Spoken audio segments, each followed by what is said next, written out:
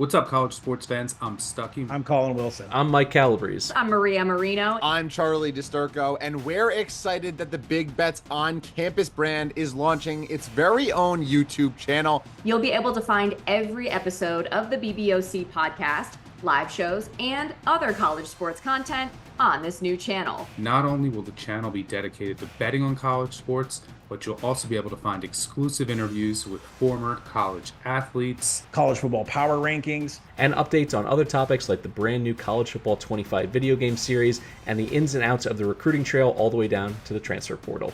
whether you're into college football, college basketball, college baseball, or any of the college sports. We are the home for college sports, and BBOC is the channel for you. Make sure you subscribe so you don't miss any of the action. I'll see you there. Welcome to the Big Bets on Campus podcast presented by BetMGM. This is the Group of Five Deep Dive. We are going to be tackling the American Athletic Conference today. I'm joined by Stucky and Mike Iannello. We're going to get into win totals, odds to win the conference, as well as the new juicy market, odds to make the 12-team college football playoff, snapping up that automatic G5 bid for the top team in the Group of Five. Stuck, what are your thoughts on the AAC this year as they enter with a new member in Army? Yeah, it's a conference that's dominated by coaching continuity outside of Tulane. So you had a big shift with Tulane, with Willie Fritz leaving, John Summerall coming in from Troy. And outside of what USF, Rice, and Memphis, a lot of roster turnover. So I think I had 8 or 9 teams outside the top 90 in returning production. So coaching consistency, but a lot of roster turnover, which makes this roster pretty interesting to break down. And yes, the big news is Army is now in the AAC, going to a new offense, which I'll talk about. Navy going to a new offense, which I'll talk about. And I have 2 service academies to talk about, so I'm excited.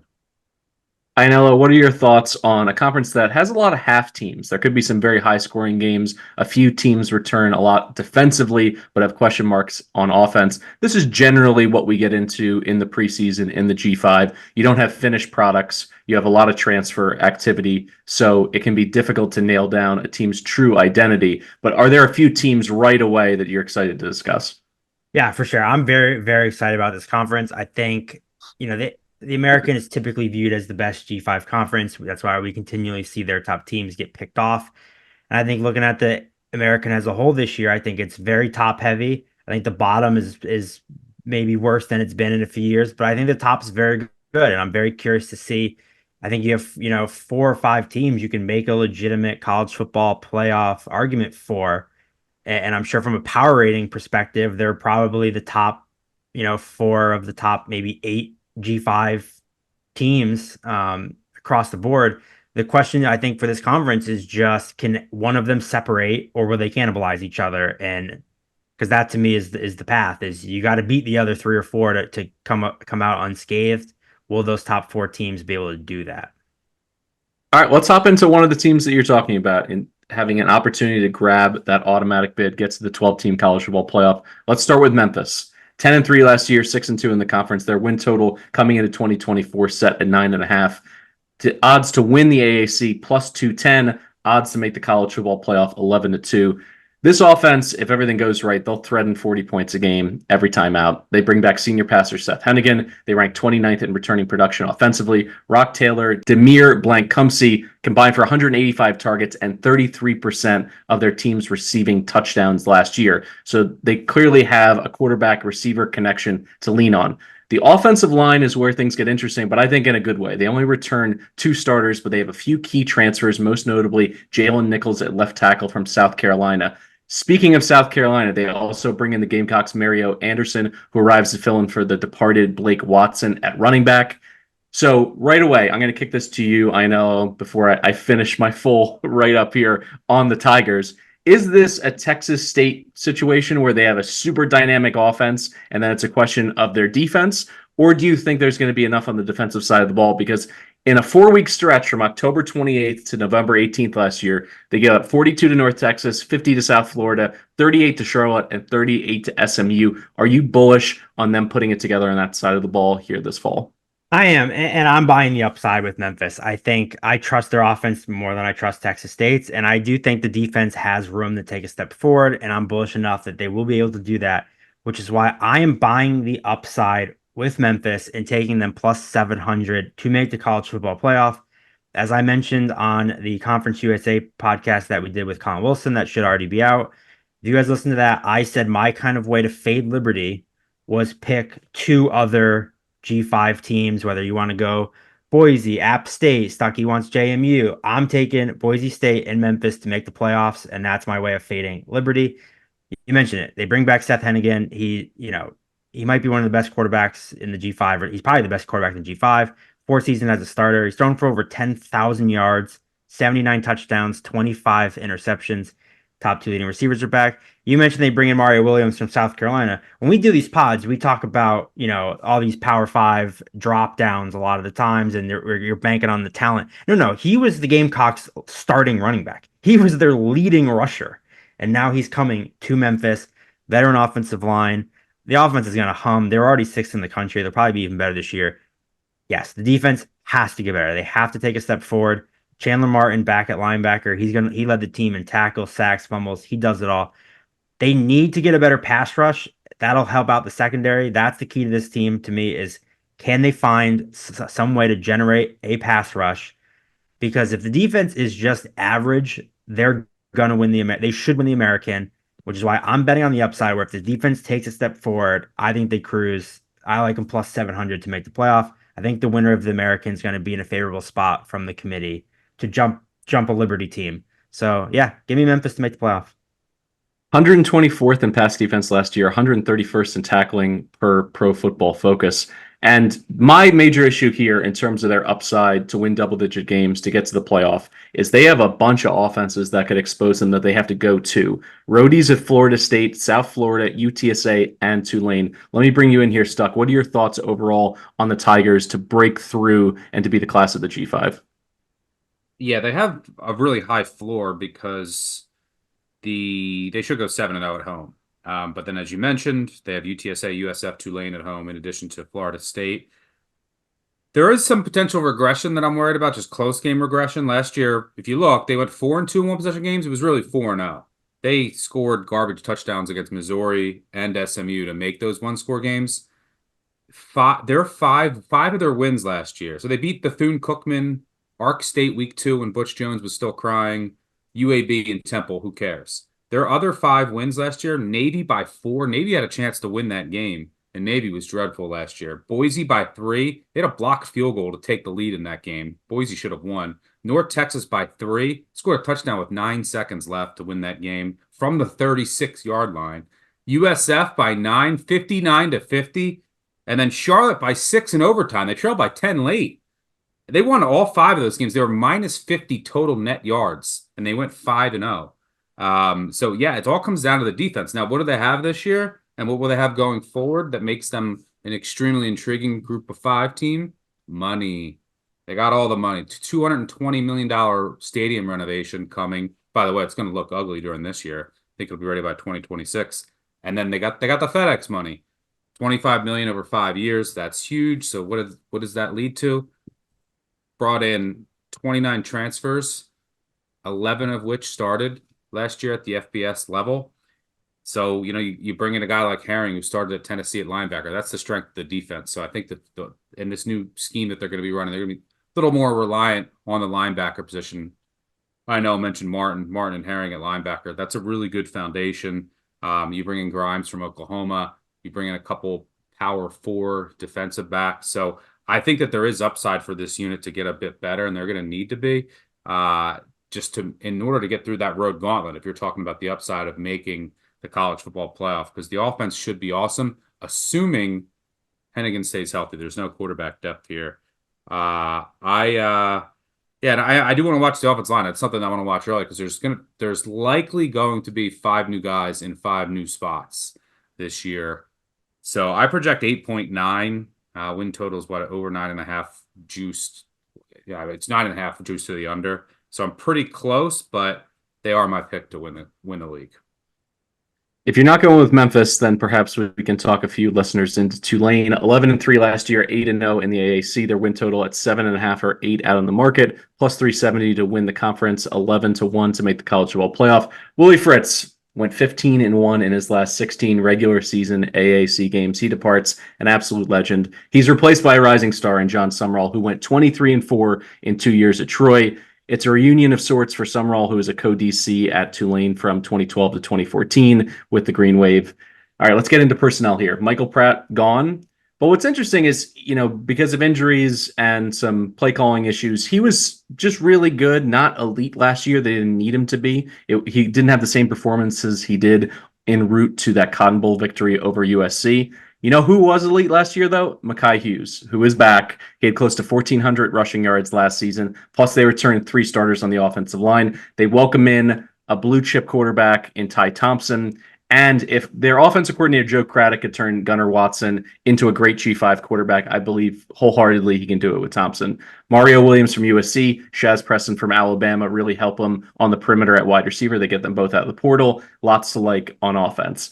Defense is where things get a little bit interesting, but they have building blocks with Patrick Jenkins on the line and Tyler Grubb at linebacker. Jesus Machado made a big jump up last season at linebacker as well. So I like what they can potentially do in the box. The secondary is new with 6 transfers in the mix. And I think this is where the season is really going to flip one way or the other. Cal Bransaw from Troy, Jalen Geiger from Kentucky, and Lou Tillery from Louisiana Monroe all have a shot to start. We'll see how good these guys actually are. Upside of this is that their schedule, they have, a couple opportunities for big statements if they get themselves into a debate for who gets that college football playoff spot. They host K-State in week 2, at Oklahoma the following week, then on the road at Louisiana, USF at home in September, all of this in September. It's a gauntlet. So even though I really like what they have offensively, I like what they have in their coaching staff. They did you can argue this is one of the best hires in the entire country to be able to replace one rising star with another. They close the season on Thanksgiving at home against Memphis. So the schedule sets up brutal early on and then game of the year vibes there at the end against Memphis. I know I'll ask you here first, as a Tulane team, I think you personally have been beating the drum on for years. You bought them early in terms of their upside. They clearly get over the hump, win a New Year's Six bowl game. And then last year they kept it going, to go undefeated in conference play. Are you that bullish with a new regime here in the Big Easy?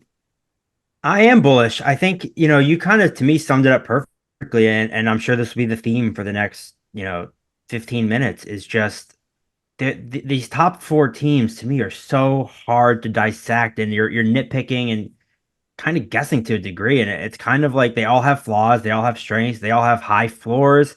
It's who has the highest ceiling, who can reach that ceiling. Look, if you said to me you love Tulane, I would not fault you at all. I will not be surprised in the slightest if this team wins the conference. You mentioned Summerall, just not only the back-to-back Sun Belt titles, he was Tulane's defensive coordinator for 3 years. He's familiar with the program. Ty Thompson, we're not really sure what he is. 5-star recruit, but didn't really play much. But he got 3 years to learn in a really good system. You mentioned Hughes at running back, Mario Williams coming in at receiver. I love the offense. Defense has turnover. They only bring back 4 of their top 12 tacklers, but Summerall always had great defenses at Troy, so it's not like that's something I'm super worried. I'm passing on the 7.5 personally, just because you kind of got to pick your favorite of these 4, and I'm bullish on Memphis, and there's another team I like that I'll talk about, but I won't be surprised at all. But you mentioned, they could start 1-4 with Kansas State, Oklahoma, Louisiana, South Florida all in the first month. So with a new coach, new QB, ton of turnover on the defense, it's a pass for me. But I wouldn't be at all surprised if they win the conference. I'll put it to you this way, Stuck. In terms of K-State, Oklahoma, are you interested in backing the Green Wave in either of those spots early? Probably. Obviously, always just depends on the number. But I don't think this team has upside like Memphis. I don't think they have college football playoff upside. And then that tough early part of the schedule is more difficult because of all the roster turnover. I have them outside the top 90 in both offensive and defensive returning production. They did bring in 2 transfers on the offensive line that have started to replace their 2 first-team All-AAC guys, but I think that there's a slight step back there. Quarterback competition between Horton and Thompson. We'll see what happens there. Wide receiver, and they lose everybody, but I like who they brought in. Mario Williams, by the way, Mario Williams from USC, he was the guy who muffed the punt against Tulane in the bowl game that allowed for Tulane to win that game. Now he's at Tulane, interestingly enough. The defense is what I'm worried about here. I think Summerall eventually will have it fixed, but they lose their Jenkins is a stud at defensive tackle. He's a monster, but they lose their top 3 sack guys at defensive end. They lose almost everybody on the back end of the defense. So I'm really worried about the pass day, especially if pressure drops off. Ransall from Troy, he's a future pro, so he's a stud. He'll start probably the nickel spear position. But other than that, I do have a lot of questions, just the talent level and how it all comes together. So they're the only team in the AAC with a new head coach, offensive coordinator, defensive coordinator, and quarterback. Mentioned it. A lot of coaching stability elsewhere. I love the Summerall hire, but there might be some struggles early on. I project them 7.5 on the dot. The good news is they host USF in Memphis. They avoid UTSA, and they've been dominant at home. At least they were under Willie Fritz, especially from an against the spread perspective. So they'll definitely have their shots. You mentioned Memphis is late in the year. USF, 5th game. You kind of hopefully work out some kinks against Kansas State and Oklahoma and Louisiana. It's a very tough non-conference schedule. So they're going to have their chance to take care of business and get to the conference championship game. I think the goal, if you're a Tulane fan or Tulane backer, is just figure some things out under Summerall and then have that Memphis game in the regular season finale. Have that be to decide who goes to the AAC championship. But I lean under, but I project 7.5. It's 7.5 juice to the over. But Tulane's a pass for me. The way Ionello is cutting it up, there's 4 teams above the rest. Let's get to the third in that quad pack of teams. UTSA, the Roadrunners, 9-4 last year, 7-1 in conference play. Their win total a little bit higher than Tulane, set at 8 or 8.5 to win the American, plus 500 to make the college football playoff, 13-1. Listen, Jeff Traylor went from high school coaching legend to G5 legend. He's 27-4 in conference play since taking over at UTSA in 2020. 2 conference titles under his belt there. Now, this year's team is short on those familiar faces that we grew accustomed to with hashtag #MeepMeep, namely Dr. Frank Harris, gone at quarterback. They're -8 in the net TARP, which is the worst in the AAC. The question here right out of the gate, will it be Owen McCown or Demetrius Davis from Alabama State? Know that name. He is my guy. I can't resist picking guys in potential quarterback battles. But the former 4-star recruit out of Texas, he started at Auburn with Gus Malzahn. He won not 1 but 2 6A Texas high school titles. He got injured last year at Alabama State with a torn meniscus, so I think he's clearly flying under the radar. But he is an electric playmaker. He's a scrambler. He can throw outside the pocket, off platform. If he wins this job, this offense could be really exciting because there's a lot of stability in the running back room. Kavorian Barnes, Rocco Griffin, Robert Henry behind an experienced line. They should all eat. DeCorian Clark and Oscar Cardenas back at wide receiver and tight end. The secondary could be really good. They added Denver Harris, a blue chip recruit out of the SEC. But the schedule, once again, I think this is a team that people could sell on, seeing some losses pile up early. They're at Texas State. They go to Texas. If they split there, I think, the upside of the season remains on the table all the way up to the college football playoff. They get a November 2nd game at home against Memphis. That's going to be a wild kind of like G5 game of the year kind of vibe. At some point, though, I just trust elite G5 coaches. Traylor's someone that until he proves to me that he can't coach up his guys, I'm just not going to get off of this bandwagon. So I'm going to go over 8. And I think there's, a chance for momentum when you look at some of their schedule. They got at ECU, at Rice, FAU, at Tulsa, then they host Memphis. So I feel like they could get 4 wins in a row, then go into that Memphis game. So it really just comes down to quarterback play for me. I saw McCown in the bowl game. I think he provides a solid floor, a B- quarterback play, but I would rather roll the dice and see if you can get another conference player of the year kind of quarterback. So we'll see what it takes. He was a late enrollee. He didn't play in spring ball. We'll see if Davis is somebody who can win the job in fall camp. I don't think he would have come here if he didn't have an opportunity, or at least was promised verbally by this coaching staff. So I'll start with you, Stuck. When it comes to UTSA, obviously Frank Harris had played so many games for him, but he was banged up at times last year. So I don't think it's going to be a complete culture shock game 1 without Harris at QB. Yeah, the Eddie Lee Marburger, just disrespect, but not even mentioning him in the quarterback. I know, I was thinking that too. Eddie doesn't even get a mention. I think McCown's going to end up winning the job, but okay. But yeah, there is some upside if you do go with Davis. I'm a bit worried about this team. And it's mainly on the defensive end and then what's going on off the field. So obviously you lose Trey Moore to Texas. He was the defensive player of the year in the conference last year, coming off the edge. That's a big loss. And then, I'm also worried about defensive back. There's some key losses there. But then I look and, over the past 2 months, you had your other projected defensive end, Booker Brown. He was kicked off the team. I believe it was over a PlayStation 5 in the college football game. He thought someone stole his and he had a gun and went into their car and tried to get his PlayStation 5 back. And then there's projected starting middle linebacker, Martavius French. He was just suspended indefinitely, I believe last night. So yeah, you already lost more. Those are two more. Now you lost one of your other defensive ends to being kicked off the team. Your middle linebacker now is suspended indefinitely. I'm worried about the secondary. So the defense could take a big step back. And then if your quarterback play also isn't up to par, I'm a bit worried about UTSA. It's a team that doesn't bring a ton back. The wide receiver room isn't as sexy. Is Clark going to be healthy? That's huge. I don't know. I think the quarterback play, and then if Clark can stay healthy at wide receiver, I think is going to go a long way in determining what happens to this team. The good news is that the schedule really works out for them. They get Memphis at home, as you mentioned, and it's later in the season. They avoid USF. They avoid Tulane. They do have a surefire loss at Texas, but they should be just based on my numbers right now, favorites of 7+ 7 times, 4 coin flips, and then the loss at Texas. Theoretically, depending on how things go with the quarterback position and this defense, they could be favored in 11 games. I project 8.3. Stay away from me. I do like the point that you brought up with Davis and the upside there. If he ends up winning the job, there's also some downside there additionally. But some of the things just on defense, some of the off the field things worry me a bit about the Roadrunners and meet. Yeah, I'm gonna stay away too. You mentioned it. First of all, just massive shout out to Dr. Frank Harris after just a wonderful decade in San Antonio. He will be missed for sure. I don't know who this quarterback will be. I agree with Stuckey with the Eddie Lee Marburger slander is unacceptable here. But whoever does win the job should have 3 running backs. I expect them to lean on the run early. You mentioned if Clark's healthy or not, that would obviously be huge. Cardenas at tight end.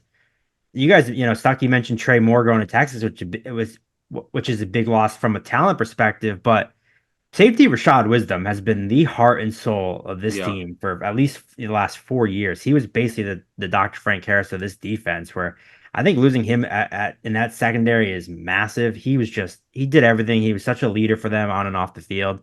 So that's another big loss. You had Denver Harris. Like, you need some of these transfers to hit in that secondary. Otherwise, there's going to be a big drop off because you lost pretty much everyone except Robinson at free safety. And there's always the sexy 5-star cornerback from LSU, but LSU secondary was atrocious. So what do we think of him? It's a pass for me. I agree with you guys where if you just said to me, Mike, go through and pick every over-under in this conference, they probably win 9 games just given the schedule. So I don't hate the over 8.5 look, but I know last year Stuckey made fun of me for basically just taking the over of the first 6 teams in the conference. So I'm trying not to do that this year. So I have to pick my spots. I already did it with Memphis. I have 2 more coming up, so I'm going to just pass on the UTSA one. I have a feeling another one's coming up here. USF, the Bulls, 7-6 last year, 4-4 in conference. The win total set at 7 or 7.5, 7-1 to win the American, 20-1 to make the college football playoff. Veer and Shoot to the rescue. Shows up. They go from 1-11 in the Jeff Scott era to turning it around, winning their bowl game, going away in a shutout over Syracuse, and Byron Brown just absolutely blew up. In a shootout loss to Memphis on the road, he had 457 yards and 5 touchdowns, 12 TDs in his final 4 games, and he carved up, as I mentioned, Cuse in that bowl blowout. He was the only, let's put this in perspective. Brown joined Heisman Trophy winner Jaden Daniels as the only player in college football last year to post 3,000 passing yards and over 800 rushing yards in a season. So now when you look at, can this offense continue to grow? USF ranks top 10 nationally in returning production. His wide receiver, Sean Atkins, is back.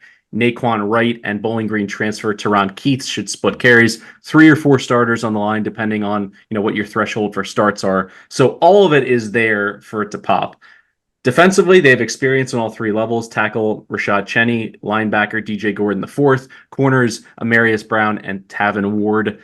All of them, I mean, let's see if they can take even a half step forward, because this offense, I think in year 2, this is really when I was expecting the veer and shoot to blossom in this offense under Golish. So we'll see if it matters enough for them to be, let's call it, the 88th defense in the country, because if they can flirt with that 90th threshold, I think really, really big things are possible.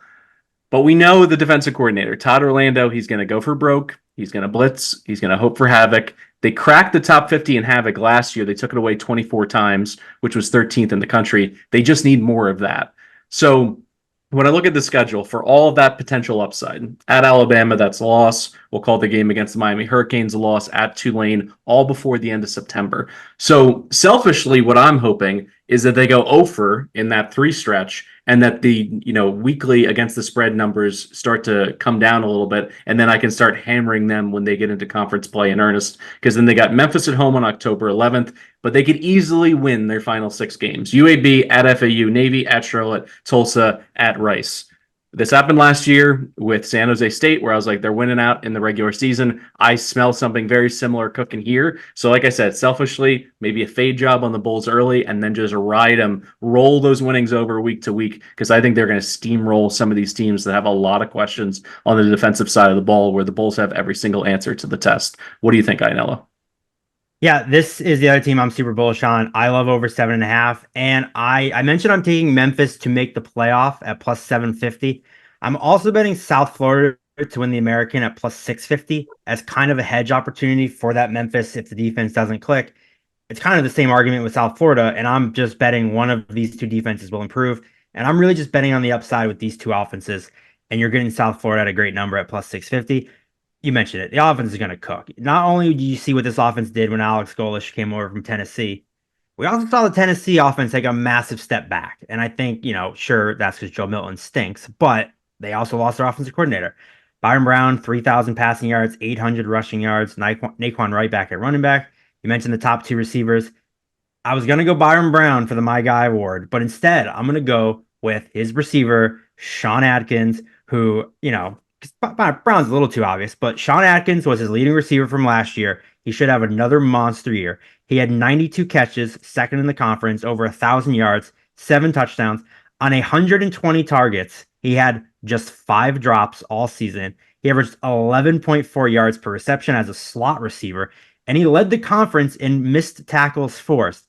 Oh, and by the way, he's 5'10", 170 pounds, just this little white dude. 5'10" might be generous when you watch him play. He is tiny, tiny, tiny.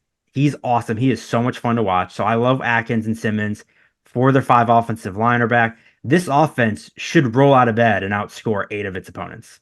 So, to get the other 4 wins, their defense just needs to be average. They were bad last year, but they have 8 starters returning. They had some key transfer portal pieces to the secondary to help that group a little bit. And then you mentioned the schedule. I mean, they play Alabama, who they almost beat last season and now doesn't have Nick Saban. They play Miami, who absolutely loves getting upset by teams that they're better than. So I'm not ruling that one out. And then, Tulane and Memphis all in their first 6 games. So you should know early if this bet's going to cash or not, because as you said, they should win their final 6 games. So you need them to get 2 early, and then you'll know. I like them to do it. I like them to go over 7.5. I like them plus 650 to win the conference. Best case scenario for me, you have Memphis versus South Florida in the conference championship game. Memphis wins, they go to the playoffs. South Florida wins. I cash the plus 650. I said how I liked them. This is kind of something I learned during fantasy. Like Sean Kerner likes to talk about this with the tiers. We've been talking about how these tiers are there's 4 of them in the tier. So for a conference title price, you're getting plus 225, plus 400, plus 450, plus 650. I think all 4 of these teams have similar upsides. So give me the plus 650 number. All right, the AAC Julian Edelman has Ionella's chili running hot. Are you just as optimistic about this offense being super elite by G5 standards, Stucky? It'll be very good, but I mean, every year I know it's bullish on every AAC team. I guess I didn't do I it guess this year. I only picked two. So far you have two futures. We're 4 teams in. If you yeah, I mean, like it is a good strategy if you're gonna just for social for clips, you just take a future on every team, and then at the end of the season, you tell the social media director, "Can you just clip my my segment on this team because the future hit." I think we're a little we're getting a little too ahead of ourselves with USF. I think Golish has his team heading in the right direction. The offense is great. The recruiting is great. The returning production for this year is also great. They're top 25 both offensive and defensive returning production. Brown was awesome last year. He does still have some deficiencies. Turned it over a bit too much. Has to improve his deep ball. But let's look at this team. You just went through, Miami, they might win. Alabama, they were close. Like, all right, so last year they won 6 games. 6 regular season games. They beat Florida A&M. They were outgained in that game. They beat Rice. Daniels got hurt down in the third quarter, down 6 in that game. Navy was rotating quarterbacks. UConn, they played the powerhouse of UConn. They won by 3. They took the lead late in the fourth. UConn lost fumbles on back-to-back possessions, down 3 in that game. Temple, they beat Temple by 4 turnovers. Charlotte, backup quarterback. So like they beat 5 FBS teams. Okay, stuck. You also threw cold water on Memphis by saying they almost lost to South Florida. So you got to give South Florida credit for almost beating Memphis. That has to work both ways, no? No, but listen, they could lose to any of these teams because of their defense, is what I'm saying. You said that the last 6 games are going to win automatically. I don't think that's necessarily true. Last year they could have lost to, and those teams, the 5 teams that they beat, they only beat 5 FBS teams last year. They finished 20-41. That was their wins last year. So, like, this defense, it should be a little bit better. Ben Knox returns from injury. They add some SEC guys in the secondary, but they have a long way to go. This defense was dreadful last year. So, and they had the number 1 group of 5 recruiting class. Like I said, Golish is getting them there. But you got to remember that before week 4 of last year, they had lost 18 straight versus FBS teams. They had lost 29 straight on the road before week 5 last year. So they're deeper, they're more athletic, they're getting there. But I think we're getting a little bit too ahead of ourselves with USF. I project 6.6, lean under. Any rebuttal, Ainello, or you feel good about strapping in with the boys in Tampa? Yeah, I'm betting on the upside. I'm betting the defense is better. The offense clicks. The team Stocky mentioned that they beat the shitty teams. They play those shitty teams again this year. So, they still get to play Temple and Charlotte and Tulsa. So, and Bethune-Cookman. They don't get to face Temple. They don't face Temple this year. That actually hurts. They play Southern Miss. So they still play a bad team. So I'm betting on the defense getting better and them humming down the stretch and winning 6 games. And then you got that them versus Memphis in my pocket. All right, let's do a palate cleanser here with a team that I don't think anybody is projecting for 8, 9, 10 wins. That's the ECU Pirates. They went 2-10 last year, 1-7 in conference. Their win total, though, interestingly, set at 6.5. So maybe I spoke too soon in terms of people thinking they get to 7 or 8 wins. 15-1 to win the American, 80-1 to make the college football playoff. It's make or break time for Mike Houston. He got his mulligan after building up a steady program. They had a big letdown year. They lose 10. But let it be known, 2-point loss to Tulsa. They held Navy to 10 in a loss. They lost by 3 to Tulane, 3 to Charlotte, 7 at Rice. You win 2 of those, it's a normal down year, not like a for sale sign in the coach's front yard kind of down season. The defense could potentially carry them, especially against the run. This is from Bill Conley over at ESPN. The Pirates rank 2nd nationally in rushing success rate allowed. Their DC, Blake Harrell, gets almost his entire defensive line back, including tackles Deonta Johnson and Chad Stevens. They combine for 19 tackles for loss and 25 run stops. Linebacker returning Mike Edwards III is excellent. 1 of 3 transfers click, I think, in their front 7. They're going to be fine.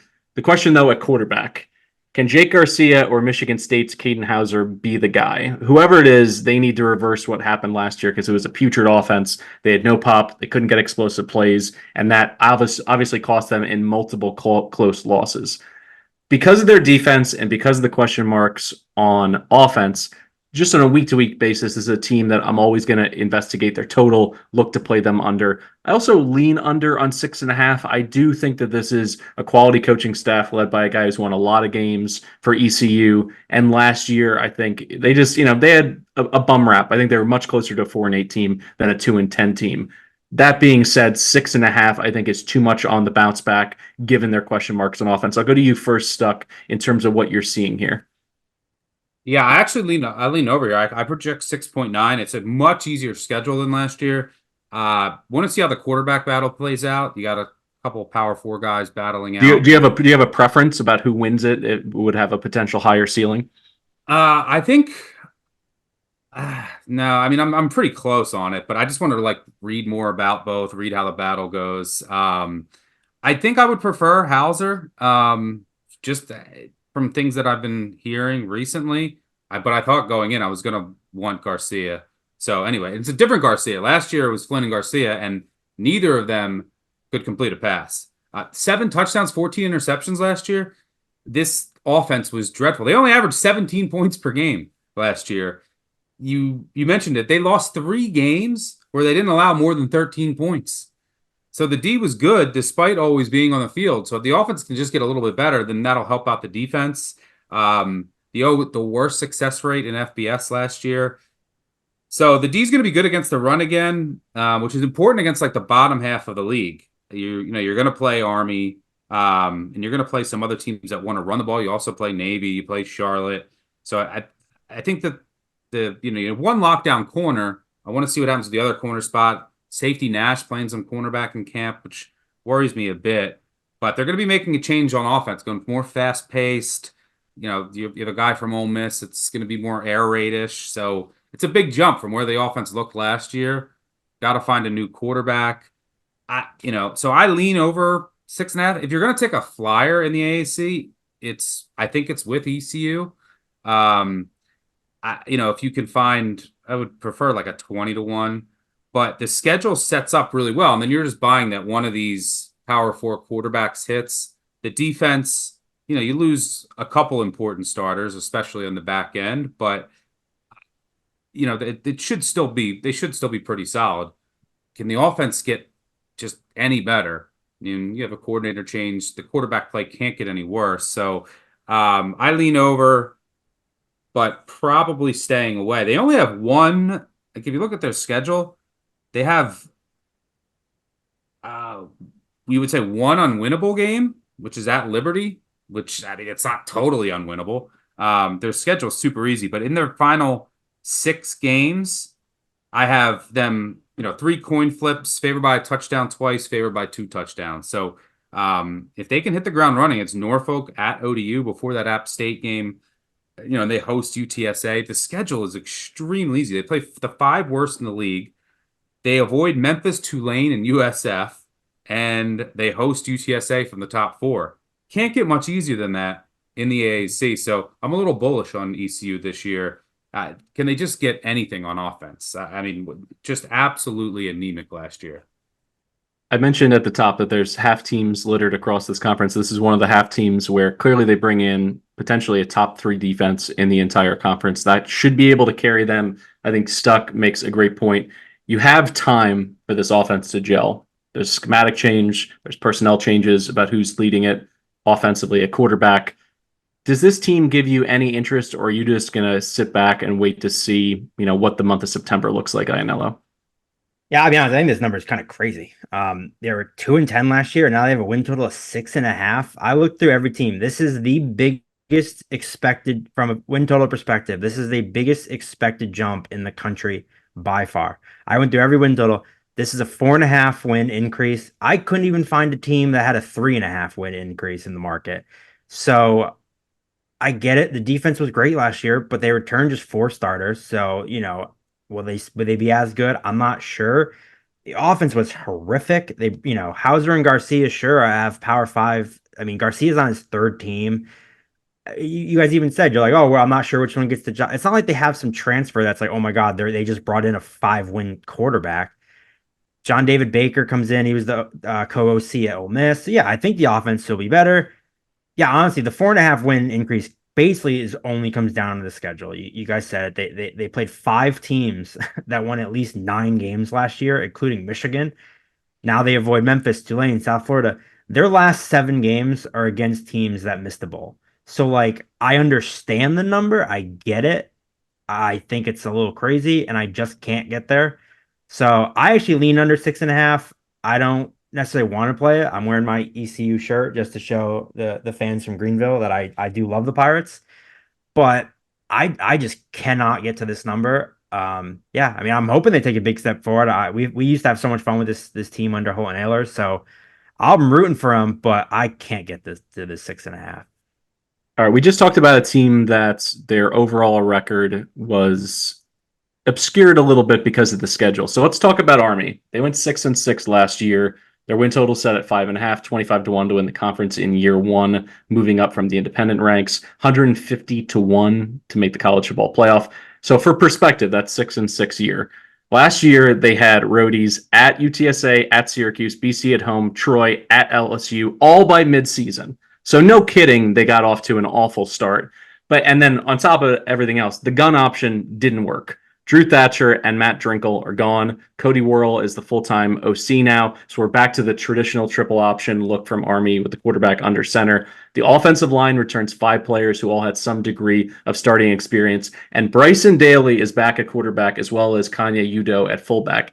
Daly's a big boy. You look at this guy, you're, picturing quarterbacks with all of their gear and their arm sleeves and their visors trying to look like Patrick Mahomes. Not this kid. He's got no neck. He's 220 pounds. He is the right guy to get this Army offense running again. And he was last year because they won their last 4 games to finish the 2023 season. And he had 110 yards per game rushing in that stretch.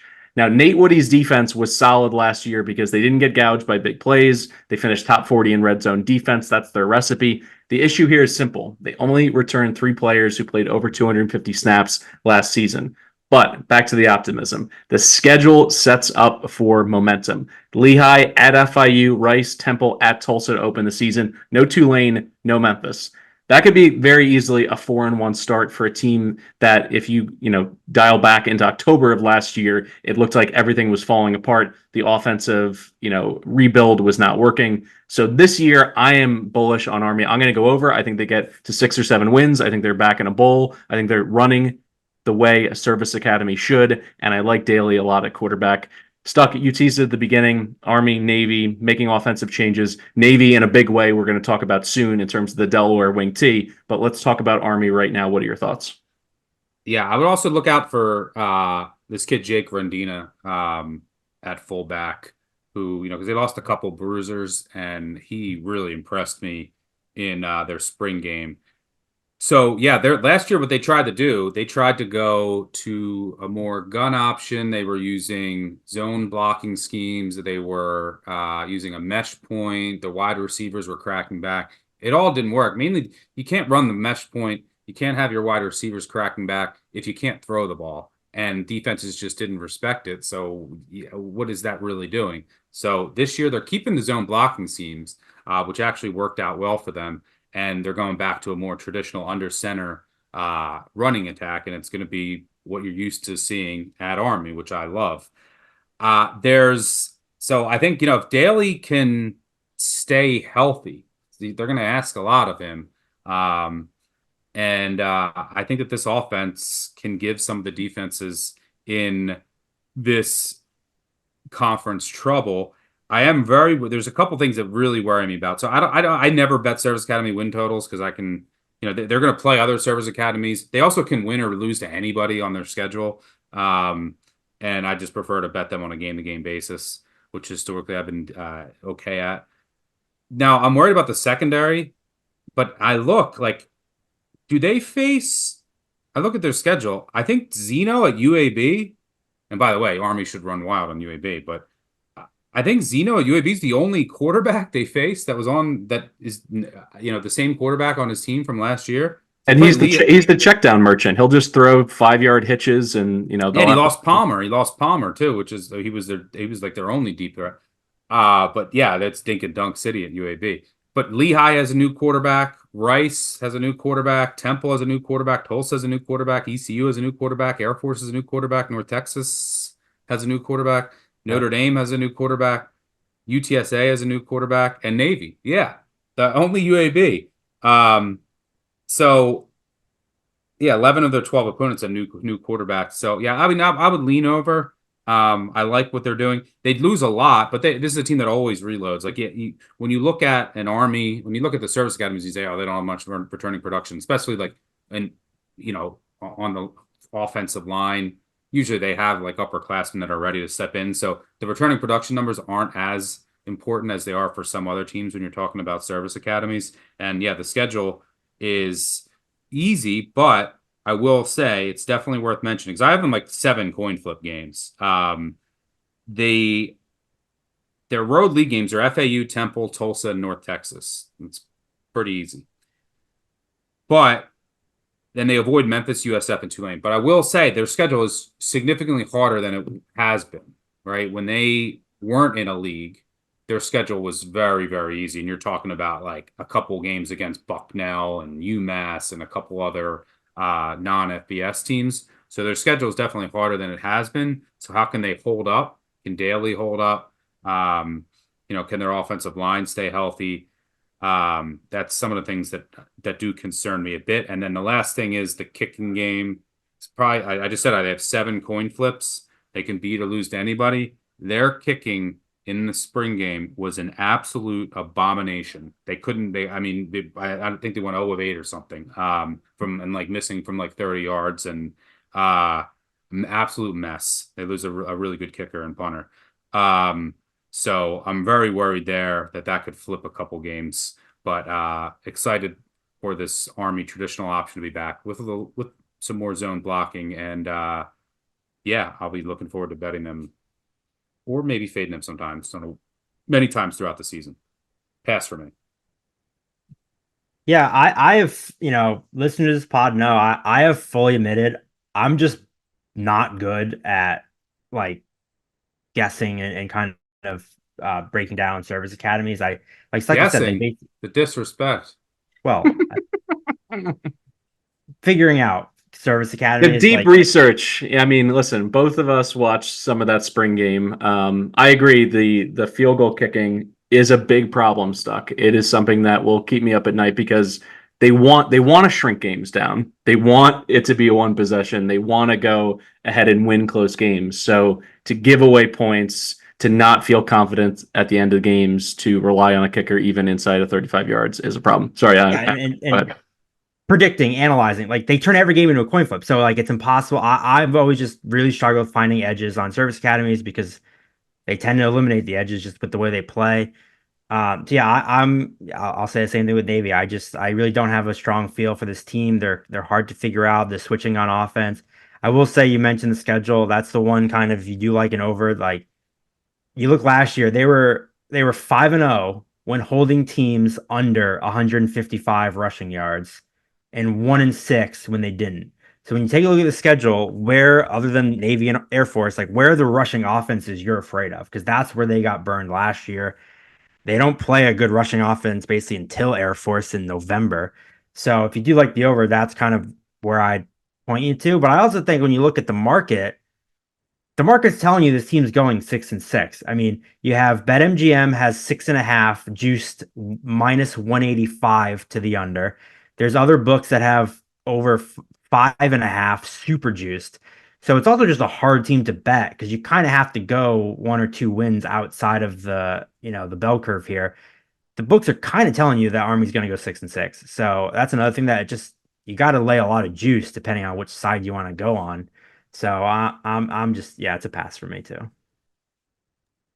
All right, we'll now turn to the Rice Owls. 6-7 last year, 4-4, lost to Texas State in the First Responders Bowl. Their win total set 6.5 or 7 in the market. The odds to win the conference 18-1, 80-1 to make the college football playoff. Finally, after all these G5 previews, continuity +5.5 in the net tarp, best in the G5. 7th year of Mike Bloomgren at head coach, 4th year of the OC Marcus Tuiasosopo, Brian Smith back as the defensive coordinator for the 7th year, back-to-back bowl games. Offense popped last year, nearly getting to 30 points per game, but we say goodbye to Luke McCaffrey at wide receiver, as well as any real skill position player with experience other than Dean Connors at running back. Some of these guys have snaps, they just haven't been fully entrenched starters. The offensive line has 3 coming back there, including both tackles.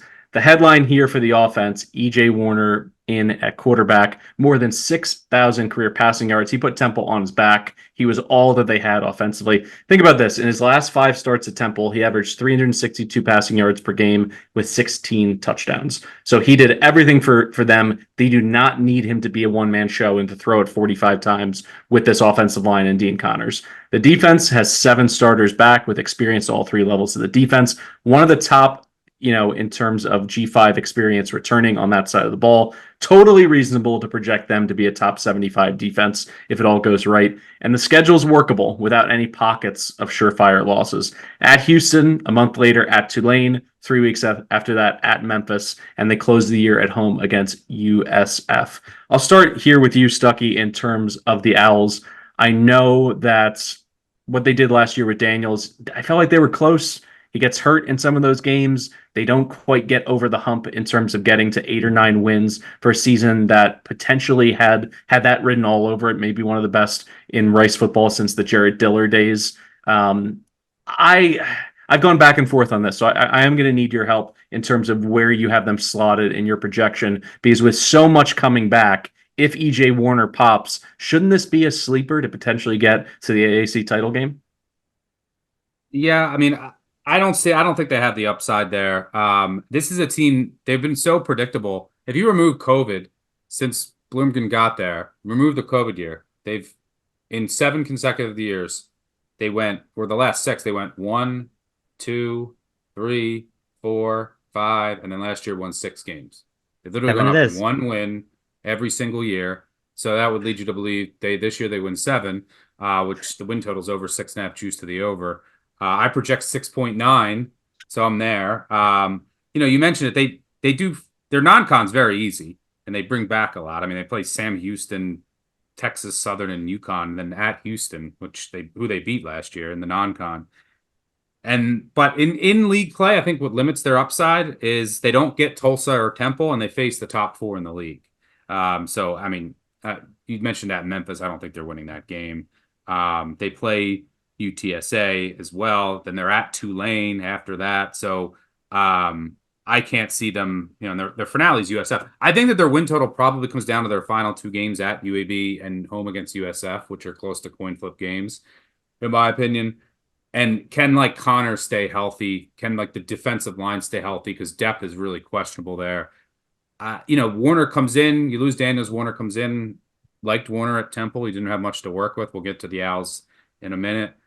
But how do you replace McCaffrey? He was absolutely massive. You need an alpha to step up. He had 600 more receiving yards than the number 2, had 13 touchdowns. The rest of the team had 16 total.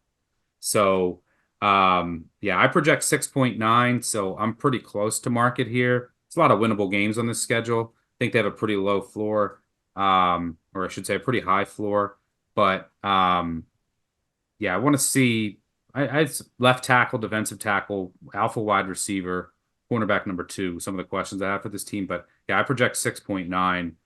It's easy overall schedule, but a tough AAC slate as far as the ability to make that leap as a sleeper, since you do face the top 4, Tulane and Memphis on the road. So pass for me on Rice. I will take the over. I think I watched a lot over of in a future, over in another future here. No, not a future, just an over. Everyone's I just shit on the last 3 teams, Stock. Everyone's going, yeah, but I can't shit on you. You're shit on teams. I'll take the over here. I really like EJ Warner. I watched a lot of Temple. My best friend goes to Temple, so I just tortured myself and watched a lot of their games. He's got a lot of zip. I like the way he throws the ball. And I think JT Daniels we saw it at 7 different schools. I just don't think he was as good as everyone thought. He just never really replicated his freshman year. So I'm not even sure they're downgrading. They might, I would probably take Warner over Daniels at this point. So I'm really excited to see what he does outside of Temple. You mentioned losing McCaffrey is brutal. Like they won't be able to replace him. They're going to need a monster year from Dean Connors, but he showed he's dynamic in the run game. He's also really good out of the backfield as a receiver. He had 1,000 yards from scrimmage, 10 total touchdowns. So hopefully Connors gives them room to kind of work in some more receivers. And the defense returns a ton, led by Josh Piercy and Coleman Coco. The pass defense was excellent last year. I think the pass defense will be really good again, which is what you need in this conference. We've gone through these teams, and kind of the focus on most of these teams is quarterback play, passing offense. So I definitely want that to be the strength if I'm going to bet a team. And they just need to create more havoc and force more turnovers. And you guys mentioned the schedule. You have, yeah, at Houston, at Memphis, and at Tulane are probably their more than likely losses. And to be fair, they did beat Houston last year. Then they should get Charlotte, Sam Houston, Texas Southern, UConn, and Navy. So they get South Florida and UTSA at home. And then if they can get one of those two home games against South Florida and UTSA, and then they can get one of the kind of coin flippy games against Army and UAB, and we're down on UAB on this podcast. So, I mean, to me, that's 7 wins if they get their winnable games and then can get 2 of the 4 coin flips. That's 7. And I mean, Stuckey mentioned the trend, the way it's going, they're basically can book them for 7 anyway. So I'm high on Warner. I like what they're doing at Rice, so I will take the over 6.5 here. We turned to North Texas 5-7 last year in the overall, 3-5 in the AAC. Their win total at 5.5. Odds to win the American 25-1, 150-1 to make the 12-team college football playoff. Last year, you bring in a new head coach, a new identity, and all they do is produce a 3,000-yard passer, a 1,000-yard rusher, and a 1,000-yard receiver for the first time in school history in the same season. They finished 6th in total offense. The question now, they're probably going to go even faster. They were one of the fastest teams in per play, per game kind of basis last year. They're going with the radio communications in the helmet this year. Does that mean 3 or 4 extra plays? Probably for a team like UNC. But can they keep the good times rolling with Chandler Morris at quarterback?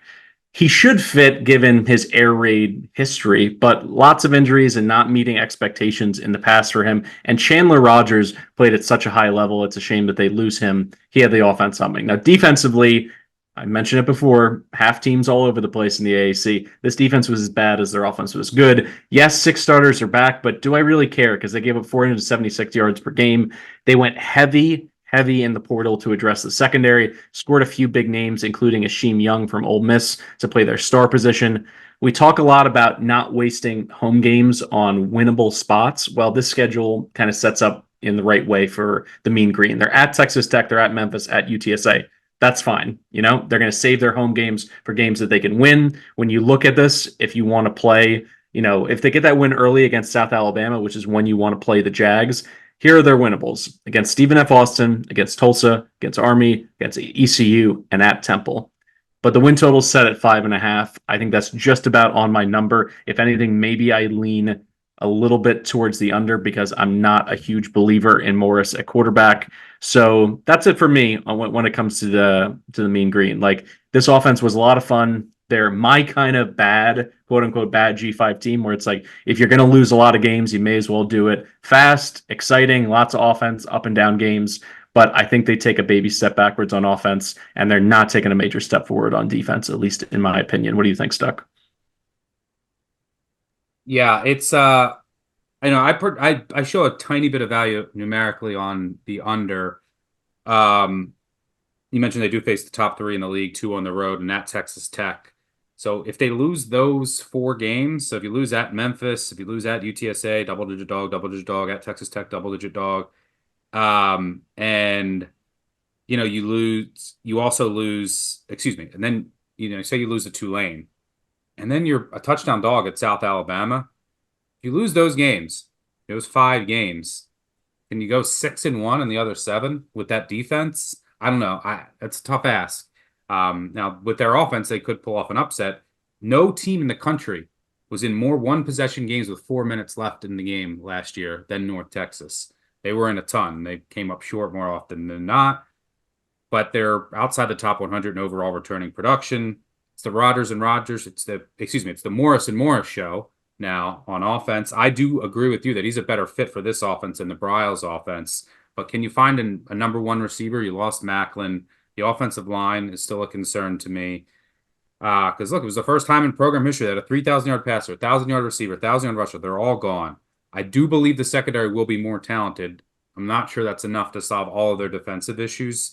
So yeah, I also, the other thing is we just mentioned that we like the fit for Morris, but what has happened in the last 2 years? He's been hurt. Oh boy, if he gets hurt, it is over. Lights out. Jace Reuter was like the third string. He moved the linebacker.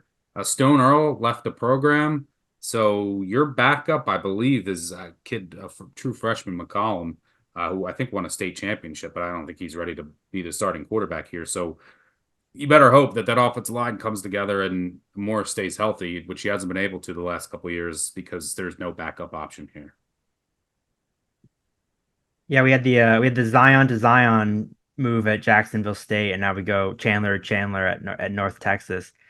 Yeah, I lean under here too. You know, they lose Rodgers, they lose the four-headed running back monster. Finally, we talked about how they keep all those guys and they lose them all at once.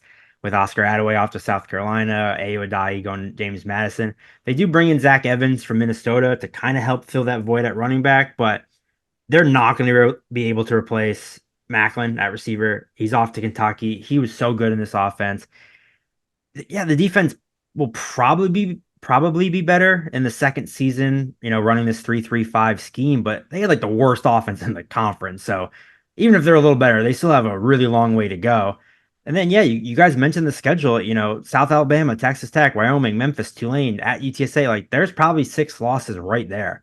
So they'd have to win. That's even before you get to the coin flips against FAU, Army, ECU. So they have to basically win every coin flip game to go over this total. And they're coin flips for a reason. You're going to win half of them, most likely. So to expect them to basically win every game they're not a touchdown underdog in is a big ask. So yeah, I lean under here with them. You lean under? I'm proud of you. It's a big moment on the AAC podcast history. I have like 4 unders coming up. I said the league's top heavy. I like all the top teams to kick the shit out of all the bottom. I'm just teams. marking the occasion of your first ever AAC under lean. That's all. You want to go to UAB and see how I feel about them?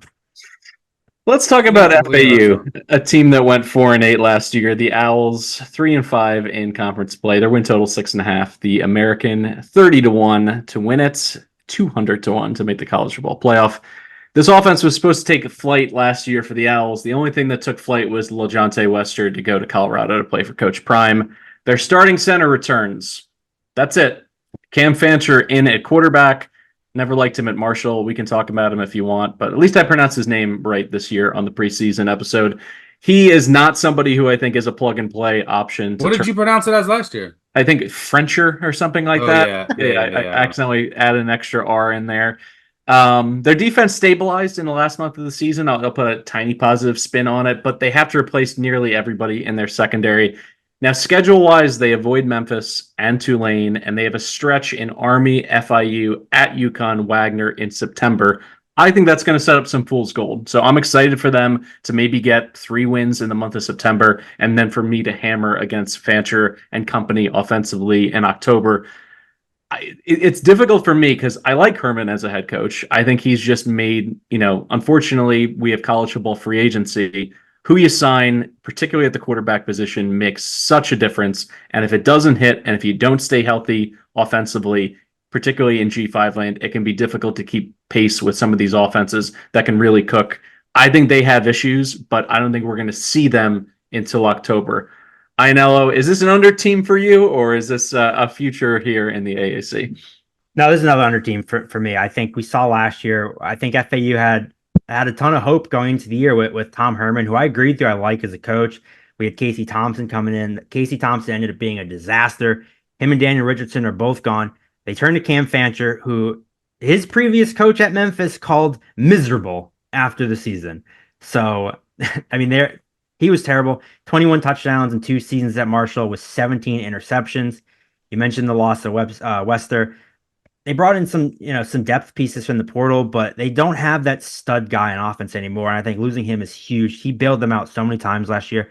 This offensive line is a major concern. I have big questions about the O-line. And the defense, same thing. The defense has a few solid pieces returning, but I think they have depth issues kind of across the board. like I said, I like Herman, but I think this is a rebuilding year. The schedule's not terrible. After Michigan State, they're mostly winnable games, but the problem is their winnable games are all on the road. They go to UConn, to East Carolina, to Temple, to Tulsa. So, what should kind of be 4 wins are now all a little shakier because they're on the road. So that is enough to get me under 6.5 on this FAU team. What do you think? Yeah, I mean, you said the schedule's not bad. I think I have it as the easiest schedule in the country. It's a joke. The schedule's a joke. They replaced last year they went to Clemson and Illinois, and they basically just go to Michigan State this year. So we'll say they lose at Michigan State and at UTSA. The rest of their schedule is a joke. Their home games are against Army, FIU, Wagner, North Texas, USF, and Charlotte. And then you still have road games against UConn, Temple, Tulsa, and ECU. Schedule is a clown show. This team kind of embodies what the AAC is this year. Coaching continuity. So Herman year 2. Every single coach is back except one on the defensive end. I think their defensive line coach. Everyone else is back. So there's some coaching continuity. Nothing on the roster. The wide receiver losses are huge. I know I mentioned the offensive line. Extremely inexperienced. It's a team that's 123rd in returning production on offense, outside the top 100 on defense. I expect their offense to try to run with more pace, but there's questions all over this roster. The schedule's easy, so I project them at 6.4. It's a pass for me, but I hate Fancher. So if Fancher's the quarterback, then I don't mind this under. But look out for the Tyreek Starks, the JUCO kid transferred from Independence Community College, been in the program I think for a year or two. He flashed for me in the spring game, and their quarterback competition going on right now. I think if Starks wins that job, they have a little bit more upside. Dual threat can move too. But yeah, there's a lot of questions on this roster. But I project 6.4 mainly just because of the schedule, which is much easier than it was last year, but pass for me. The Hard Knocks behind the scenes with the New York Giants, where they accidentally leaked their entire draft board and how they were grading out every single player. I would love to know how many quarterbacks they took a run at in the transfer portal before Fancher.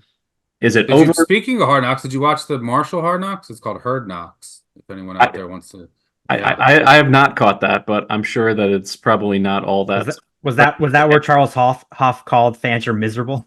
It might be. I haven't watched it yet. It's on my to-do list, but it's like apparently it's this year. It's like leading up to the season called Herd Knocks. But yeah, we turned to another service academy. Navy 5-7 last year, 4-4 in conference play. Win total set at 5.5. 30-1 to win the American. 250-1 to make the college football playoff.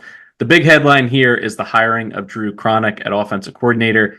He is the wing T expert across all of college football. He's saying this is the modern wing T, aka the millennial version. I don't know what the hell that means.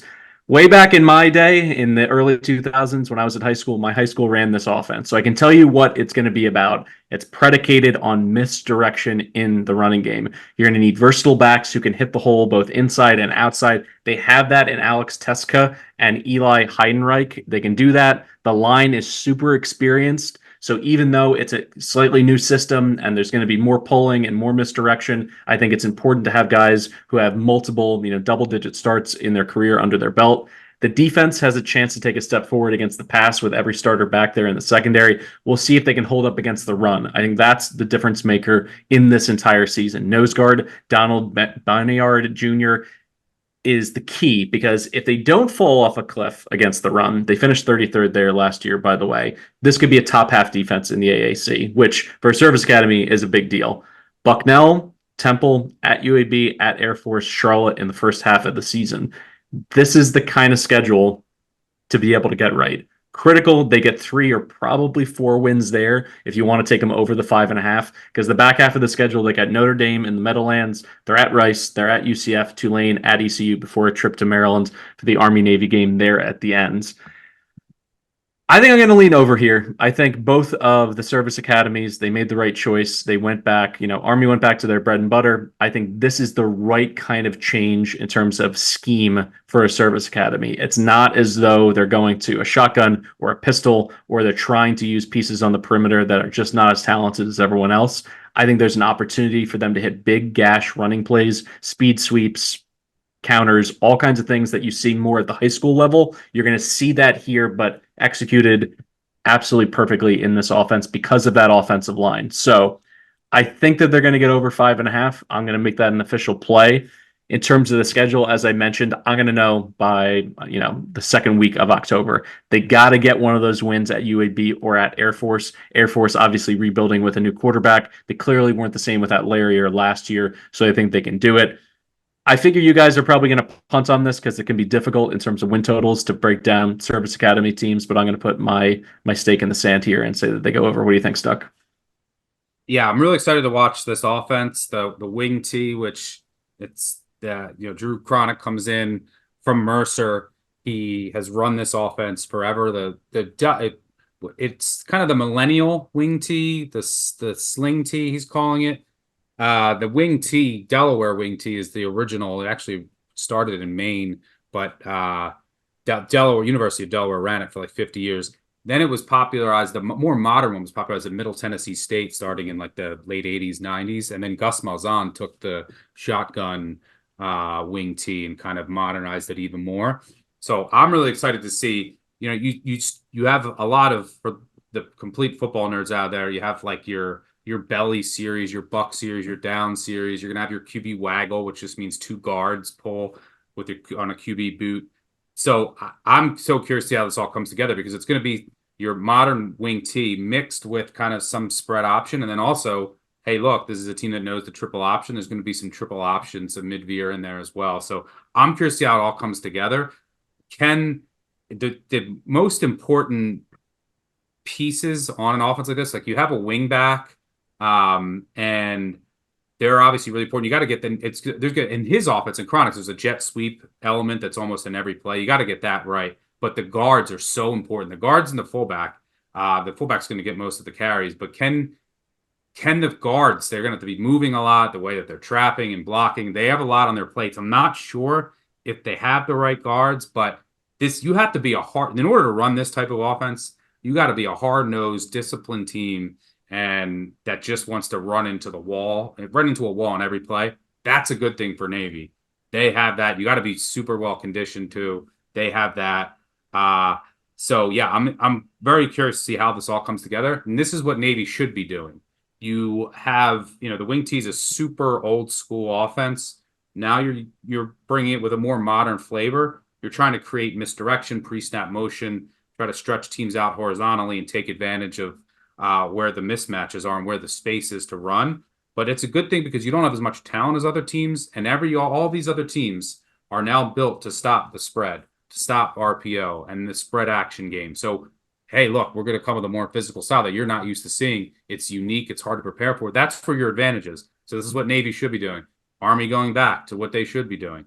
So I'm curious to see how it all comes together. Obviously, a ton of variance. How's it all going to work out?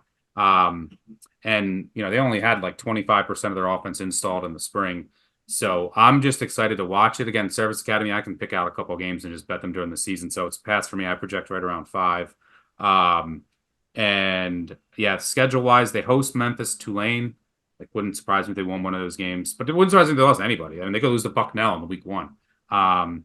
And one of the things I do hate about their schedule is they face Bucknell and Temple at home to start the year. And there's an element of surprise about this offense. So is that wasted there? Do they not show much? But if they don't show much, they could lose either one of those teams. It's a Service Academy. You can lose to anybody. So, yeah. And on defense, I am concerned about they lose 2 really good players in the interior. And their entire defense, which is a consistent under Newberry, there's not much change there this year. Is they fire gaps, their stunts, and so they need those interior guys to take up and eat up blocks for their linebackers to shoot gaps. So I am a little bit concerned about the defensive line, but this really comes down to the execution on offense and the offensive line. It's just what I'm worried about. There's 5 guys with 5 starts that come back. They're all upperclassmen. They've been working on it all summer, but there's just a lot of unknown. And last year they allowed 60 sacks and 90 tackles for loss. Got to be better there. Guards got to be great. I'm excited for this offense. We'll talk more about. I could talk about it for days, so I'll shut up now. Pass for me. Yeah, I'm certainly excited to watch it and see what it looks like. I think my one kind of concern is just who's the quarterback. I know they have 4 options returning with experience, but none of them are really that good. I assume it'll be some combo of Blake Horvath or and Braxton Woodson, but not, with such a changing offense and how much going on, you kind of would like to know going into spring practice who's the guy, let him get as many reps as possible. So I don't like the fact that they're rotating 4 quarterbacks in the spring and it's still a competition. And I think Woodson or one of them didn't even practice in the spring. He was hurt.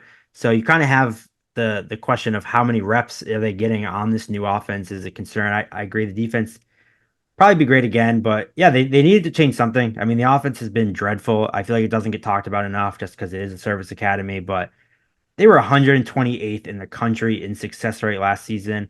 They were 116th in rushing success. They've been outside the top 100 in rushing success for the last 3 years in a row, which is a problem when all you do is run the ball. And I feel like it kind of, you look at the final numbers and you're like, oh, they were, I mean, last year they were what, 17th in rushing yards per game, but that's a misleading stat. We know success rate's probably more predictive, and they've been outside of the top 100. They don't run the ball well.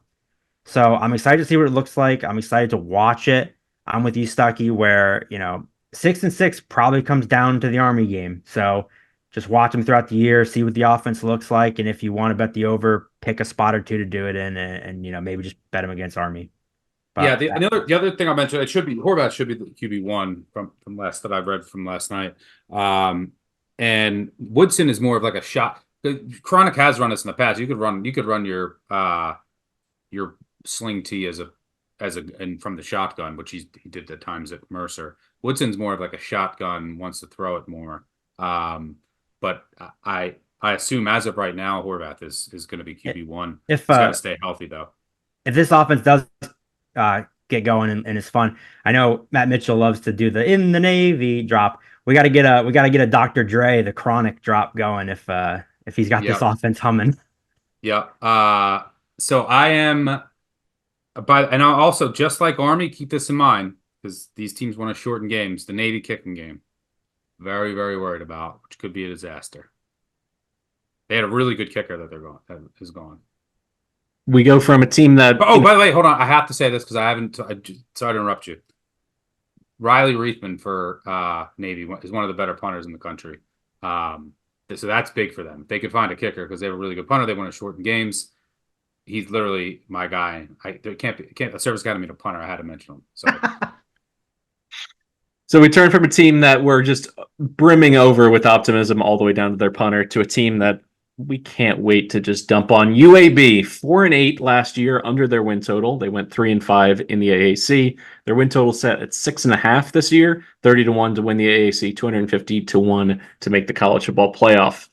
Trent Dilfer came on in, talked a big game, talked about competing, facing the lion. If you watch his stupid press conferences, he says so many stupid, cliche, hackney crap. And I saw him the other night. He said his they asked him about how his offensive line is going, and he said, "These guys need to start eating more nails for breakfast." Verbal meme, Stuckey, hold up, let him cook. Listen, Dilfer says he wins wherever he goes. Apparently that didn't include Birmingham last year. They lost 8 times. That included a win over Temple, a 3-point win over FAU in a shootout, and a win over North Carolina A&T. Break out the band, Trent. Congratulations. Your offense is all predicated on short completions. Jacob Zeno, a.k.a. the checkdown merchant, completed 73.6% of his attempts, the lowest ADOT of any full-time starter in the entire country. He made Drew Auer look like Kenny Stabler bombing the ball downfield. I hate this offense. Oh. Because you know what happens? Everybody starts walking down into the box once they figure out what's going on. It's the reason why you can complete 74% of your passes and still throw 9 picks in one season. He also lost 4 fumbles. I'll say the one nice thing I'm going to say about the Blazers the entire time. Amari Thomas, the wide receiver, that guy's a dog. He was, in my opinion, should have been a freshman All-American. He's back. He should be first team All-AAC. Now on to the defense. This is where I'm going to get, direct to camera with Trent Dilfer. He thinks he's such a goddamn genius that he didn't need to hire anybody with FBS or FCS or Division III or NAIA experience. No. He goes ahead and brings his buddy from Lipscomb, his high school in Tennessee, Sione Tufoa. And here's the problem. They gave up 37 points per game. So clearly, he cleaned house and got himself a new defensive. Nope. kept the same guy because he goes all the way back to his high school days in Elite 11, where, they're trying to find champions of the mind and heart and all that crap that he was, evangelizing about. The problem defensively is that they couldn't stop basically anything. They couldn't get to the quarterback. They were awful on third downs, 131st in third down defense, 111th in red zone touchdown percentage allowed, and 130th in tackles for loss. Now, have they made some upgrades in the portal? Sure. But the same problem I have this year is the problem I had last year, which is the more time you spent with Trent Dilfer, the less hard you want to play for Trent Dilfer. Because he talks about, it's not about what you can get in the portal. It's about connections, man to man. It's like, this is 2024. People are coming. They're mercenaries, particularly in the portal. They're coming for money. They're coming for playing opportunity. He is going to have some playing opportunity because all 11 spots on the defense should be up for grabs. Now let's talk schedule finally. We got 6.5 for the win total. There's plenty of wins that I'm just going to chalk up as dubs. Alcorn State, sure. At Louisiana Monroe, sure. Home against UConn, at Charlotte. Let's call those 4 wins. But there's also a bunch of losses, for sure, in my opinion. At Arkansas, Tulane at home, at South Florida, at Memphis. That means with 4 wins, you got these toss-ups here. Navy, at Army, Tulsa, and Rice. They can't stop the run. So, Army and Navy are absolutely on the table to beat this team. So I'm going under. With Charlotte, I have Charlotte as a coin flip. I think their win total could come down. Yeah, we will talk about Charlotte. I'm just trying to be, as even-handed because I hate the guy's guts and I think he should be fired and he should never have been a college coach in the first place. But trying to be even-handed, even if I give him those wins, I don't see them getting to 7. So my favorite play of the entire AAC is under 6.5 wins for the Blazers, and I'm going to lock it in. What do you think, Stuck, about the Trent Dilfer Experience 2.0 here in the second season? Yeah, I don't hate it. I project 5.6. The defense is I don't see it getting much better. The McWilliams' losses are big. I'm worried about the secondary in particular, that both their starting corners transferred. This team returning production-wise, top 10 offense, bottom 15 defense. The offensive line should be better. That's one of the things I do like. Last year, they had almost nothing returning experience-wise. All 5 are back now. You also had some transfers that could actually get run at tackle. But the defense is just really going to hold them back. They allowed 40+ in 7 games last year. 7.5 yards per catch. Another good thing I can say about them is they're one of only 2 teams with the same head coach, offense coordinator, defensive coordinator, and quarterback. I think USF is the other. But, this dink and dunk offense, it's not for me. I'm not a Dilfer guy. I am a Dilfer guy from Ravens days because he did win a Super Bowl for the Baltimore Ravens. But the schedule is easy. So, the ceiling, if everything goes right, is 8. Because they get 5 of the worst 6 in the league, although it does hurt that they don't get Temple. Plus Alcorn, UL Monroe, and UConn in the non-con. And by the way, they get Arkansas. Who knows? It's Sam Pittman. He could lose any game. So while I'm throwing a dagger at Colin, I'll throw one at INL. If this season goes how I expect, maybe we see Drew Aller in Birmingham next year running that. That's what is with the ricochet shots from both of you. Hey, let's direct our anger at who it should be directed at. Leave me and Drew Aller out of this. We got a new offense anyway. But yeah, I'm with you guys. I'm on the under. Obviously, this is a strictly hate Trent Dilfer hate podcast. I mean, first of all, Jacob Zeno, I feel like he's been in college for 10 seasons. I looked it up. Jacob Zeno played for Matt Rule at Baylor. His first college touchdown pass was against Jalen Hurts and CeeDee Lamb at Oklahoma. This dude has been in college forever. When I was doing all my preps and I was reading preview magazines and stuff, all the big ones, one of them said Zeno was outstanding in his first year. He had 20 touchdowns and 9 interceptions. Yeah, I get it. He had a good completion percentage, but because Calabrese said he's throwing screens all day. He was 5th in the conference in yards, 8th in touchdowns. I'm not sure he's outstanding. Losing Jermaine Brown at running back is a huge loss. He was such a big part of their offense. You mentioned the defense. It was a mess last year. They were 127th in the country, allowing 37 points per game. And their 2 starting cornerbacks both hit the portal after spring practice. So I think the defense is going to be a mess this year. Schedule, you both said it. They have 8 winnable games. You need them to win 7 of them to go over this total. So I don't see it. I mean, we already talked about I'm high on Rice. I'm sure we'll talk about Charlotte. Obviously, I'm always high on UConn. You're not just going to go into the rent and push UConn around. So, although that game actually that's at home, never mind. But you're not going to beat UConn anywhere. So, I don't think they get 7 of those 8. So, I like the under here as well. By the way, we were talking about old players. And I'm all for the UAB fade. We talked about ECU, and I have to mention punters. The ECU punter Luke Larson is 33. He's the oldest player in FBS. So when you're watching ECU, keep that in mind. All right, the Tulsa Golden Hurricane 4-8 last year, 2-6 in conference play. Win total set at 4.5. Odds to win the American 40-1. This is when the books just get so stingy. Only 300-1 to make the college football playoff. Come on, should be 3,000-1. Will it be Cooper Lega or Kirk Francis at quarterback? Francis went from local high school walk-on legend to playing pretty well last year. Cardell Williams. Whoa. I'm just allow me to have an opportunity to pump the tires of Francis. All right. So he played pretty well last year, won them the regular season finale at ECU. Whoever wins, and you can say it's multiple quarterbacks in this room, whoever wins, they're going to have some help. They got Anthony Watkins at running back. They get Camden Benjamin, wide receiver, safety blanket, and Ethan Hall at tight ends.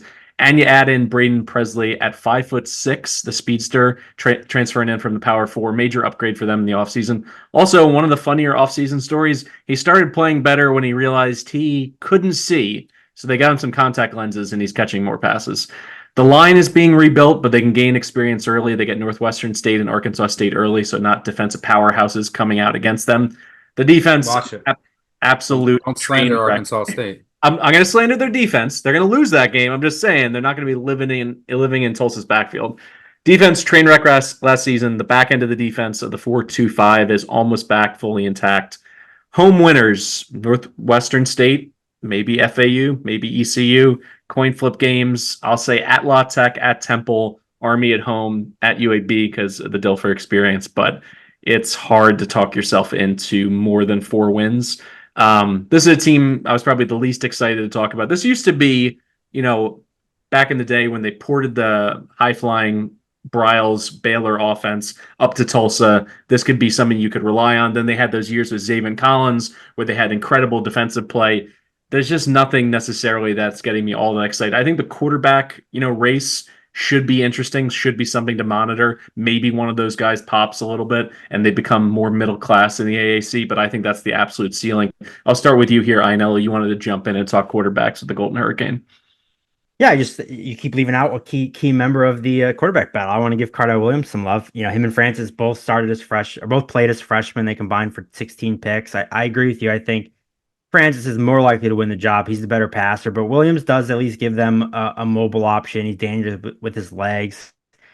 I tend to feel like bad teams actually tend to go with the guy who's more likely to make plays with his legs just to give him an added element. But I think it'll be Francis to start. You mentioned Benjamin at receiver who had really good chemistry with Francis, so I am excited to see about that. This is just a weird team that was all over the map last season. I mean, you look, they got their doors blown off by SMU, and then they almost beat Tulane. And then, when the defense was bad, it was horrific, but then there were games that looked better. And so I think they're going to continue to improve under Wilson, but they still have a ton of questions. They don't play Oklahoma and Washington again. They avoid Memphis and Tulane, but they do play Oklahoma State, UTSA, South Florida, and then just like a ton of coin flip games.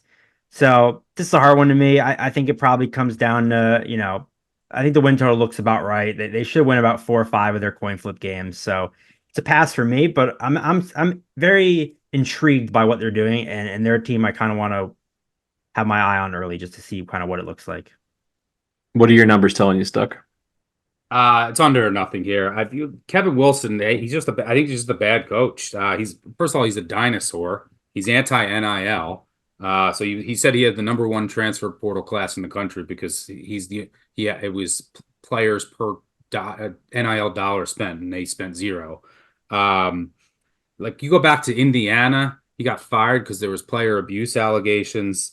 He basically just he was at Oklahoma as the offensive coordinator. By the way, go all the way back to he was a high school coach in his hometown. He went 0-10, and then he took this guy's never won as a head coach. He lucked out. He had Sam Bradford as a Heisman winner, then got a job at Indiana.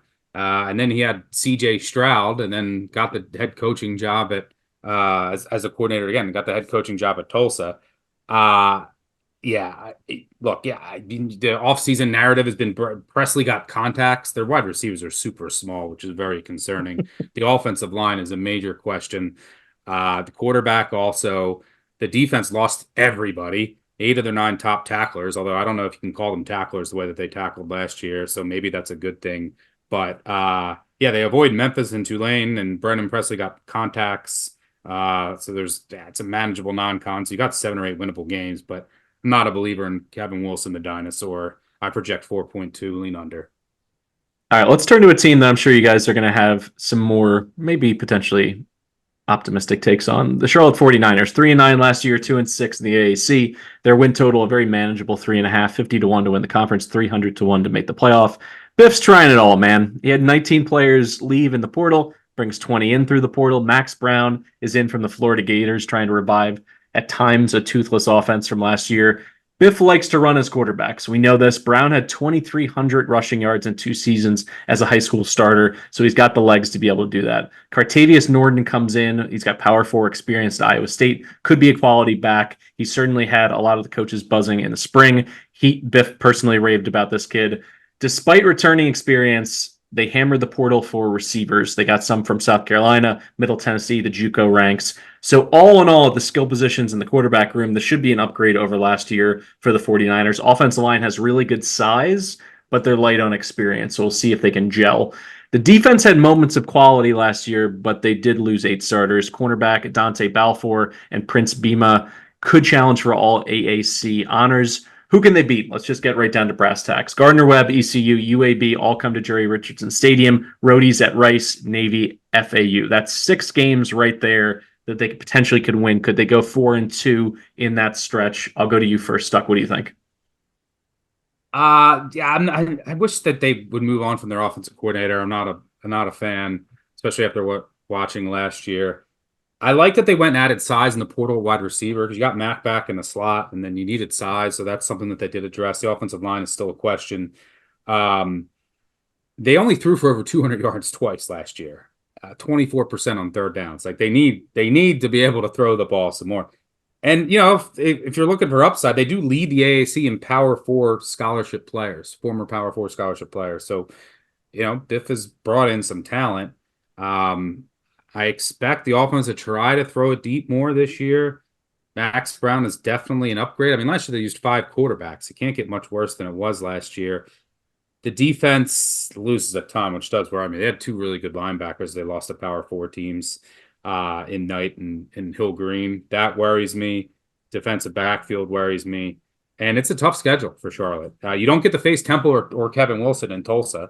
And you have a tough non-con, James Madison at UNC, at Indiana, and then you face Tulane, Memphis, and USF. So I project 3.85, which is kind of close to market, but ultimately it's a pass for me. Clean up the penalties. Biff's got to clean up the penalties. There were some discipline problems, which I expect better, Biff. Come on, get it together.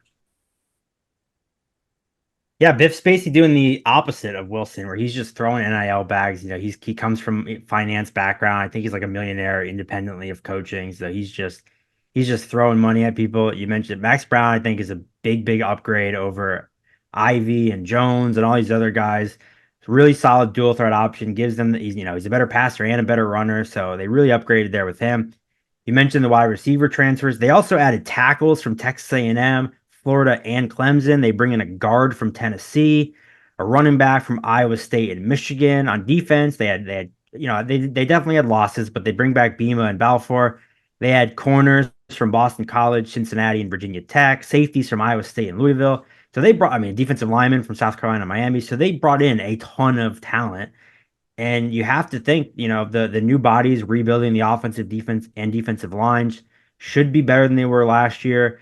So the defense honestly wasn't terrible last year. The defense played well in games. So you look, they won 3 games last year, and I think they did a lot to upgrade this roster. I'm pretty bullish on Brown. I like the pieces they brought in on the O-line and D-line. And yeah, not getting Temple sucks, but they get Gardner-Webb, ECU, and UAB at home. You mentioned the trips to Rice, Navy, FAU, I'm down on FAU and Navy, and obviously we're down on UAB. So you mentioned they have 6 or 7 winnable games, and I just think if this talent clicks, so I actually lean over with Charlotte. I kind of just believe what Biff's doing, and I think the talent's gonna help. I think they have more talent than all those teams we just mentioned. So I'll take a shot with the upside here. If I know, I'll close this podcast with a Charlotte and Temple over after talking about the top heaviness of the conference. I'm leaving. I guess All right, we'll be done anyway. We'll be done anyway, so it'll be a good time to leave. We won't leave the audience in suspense. We'll get right to the Temple Owls. 3-9 last year, 1-7 in conference. Win total set at 2.5. The American 180-1 to win it. 300-1. Come on, Vegas. Make that 1,000,000-1 to make the college football playoff. I'm going to put this out here because we cover every single G5 team. We cover the independents outside of Notre Dame. This could be the one that loses every game on their schedule. They're winnables this year. Utah State, FAU, North Texas all at home. The last two are in mid to late November, so has the team quit at that point? This could be the worst defense in America, and they lose their quarterback. 130th in returning production. Warner, as I mentioned, off to Rice. Victor Stoffel, their left tackle, arguably their best player, off to Cal. Three-headed quarterback battle. I'll say the one nice thing. The receiving room's pretty decent. Dante Wright, Zay Baines aren't a bad duo to throw to. There are so many JUCOs, though, on this defensive two deep. You can't really feel good about that. And they're going to face 3 vastly different offenses early in the season that I think is really going to just rip out their will to play football. Oklahoma's run raid under Seth Luttrell is going to spread them out and run against light boxes. Navy's totally going to flip in terms of their formations, their discipline, what they're doing with the wing T. And then they get coastal in week 3 with their quick game and their RPO stuff. Bottom line is this program needs new juice to get back on track. Their defense is going to be too bad to overcome. I think if you can find a market, I haven't seen one yet. If you can find a market for a team to go winless, I think it's the Temple Owls this year. So I'm down on them. One of my best bets here in the AAC, under 2.5 wins. This defense, I think, is going to prevent them from really winning more than one game the entire season. Stuck, what do you think about Temple? Rough times there in North Philly. Yeah, before I know it paints the rosy picture on the Owls. By the way, this program might not be here. The new president hinted that he might get rid of this program soon. He was talking about how like Drexel doesn't have to worry about a football program, so not great for Temple, which was a once proud program not too long ago under Matt Rule. But yeah, this team's a mess. They added 42 players to the roster, like you mentioned. A lot of it is JUCOs, and they're at bottom of the barrel returning production on both sides of the ball. Quarterback battle between Brock last year I think he's the leader right now in the clubhouse, and then Evan Simon, who transferred in from Rutgers. It's terrible. The offensive line in the spring game, they gave up, I think 13 sacks. It was a disaster. The defense is installing a 4-3. Last year, they said they didn't have enough time to install the new defense, so maybe they'll be better against the run. That's the goal here. Last year, they won 3 games. They beat Akron, Norfolk, and Navy. The reason I can't go under here, I project, what do I project? I project 2.4. The reason I can't go under, they play Tulsa at home. Anybody can beat Tulsa. I just told you that. And then they play Army and Navy. So, Army and Navy can lose to anybody. They beat Navy last year. I think they beat them by 2 touchdowns. So, and then you still have on your, you have North Texas. We'll see how they're going to be. You have your road game at UConn.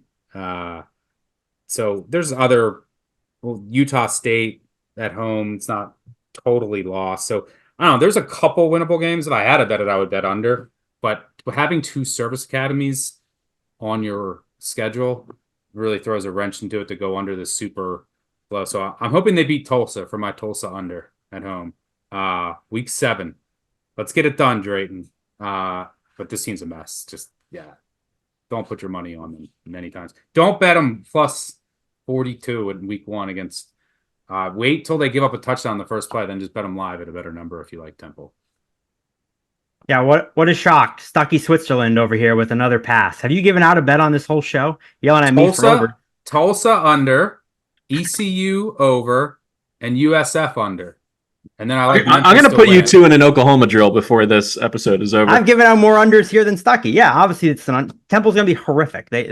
You mentioned the 3 quarterback battle. I believe it's only 2 now because Clifton McDowell transferred in from Montana, said no thank you, and turned around and got right back in the portal at the end of spring. So now it's down to Forrest Brock and Evans Simon from Rutgers. So yeah, they're going to be terrible. They return their running backs and receivers who all stink. The defense was atrocious. They don't get an FCS team, so yeah, I'm not sure where these wins are coming. You can point winnable games, but by winnable, I think that kind of just means they'll be less than double-digit dogs. But I find it hard to believe that they're going to win 3 games. I'd be hard pressed to find 3 winnable games. So to expect them to get all 3 of them is a crazy ask. So I'm with Calabrese, where I certainly like under 2.5, and I mean, they crushed Navy last year, so maybe they get that one, but I find it hard to believe they win a game, and certainly not 3. All right, we're going to close this out with the lightning round. Who is in your AAC title game? Who do you have winning it? I'm allowed, because we're recording this on August 2nd, to hedge a tiny bit here. If Demetrius Davis wins the quarterback job in San Antonio and is QB1 for UTSA, I have them losing to Memphis in the title game. If it is not him, if it is, Eddie Lee, starting quarterback, or McCown, I'm going to go with South Florida making it to play against Memphis. And in that case, I still have Memphis winning it. Those are my title game matchups. How about you, Ianella? Yep, I'm with you. I'm going to go Memphis over South Florida. Let's go Memphis, spiced up a little bit. Memphis over ECU. Oh, wow. All right. So, yeah, that is certainly spicy. I like that. Shout out to the Pirates. No quarter for their opponents this season. We'll close it out. Any final thoughts on the AAC? We're almost fully through all of our G5 previews. A reminder to our audience, the preview season continues in earnest. Stuck and Colin are going to be back soon with more from the Power Leagues as well.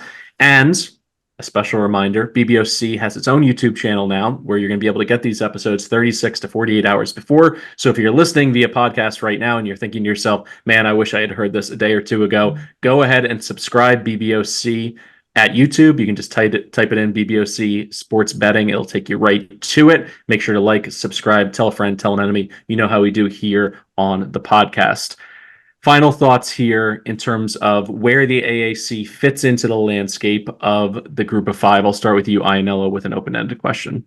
Yeah, I think, I'm very excited to watch this conference, because I think from a big picture college football playoff perspective, maybe with the exception of Boise State, I think when you look at Memphis, Tulane, UTSA, South Florida, they all have things they need to get right to get there.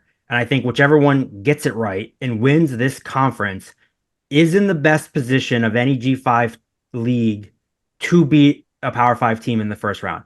Liberty has no chance of winning their first round game. I'm not sure I believe in, App State, James Madison, or your Texas State maybe has enough juice to beat a Power 5 team in the first round.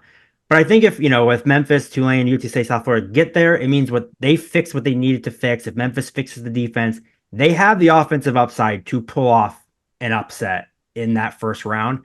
So that's what I'm looking for. Can these teams not cannibalize each other? And can whoever emerges from that 4 fix what they needed to fix? And then they'll probably be in the best position to pull off the first round upset compared to the other leagues. Given your ECU pick against, I believe, what was it, Memphis Stuck, do you feel like this is the best conference title race, with it being pretty wide open between 4 or 5 teams at the top across the G5?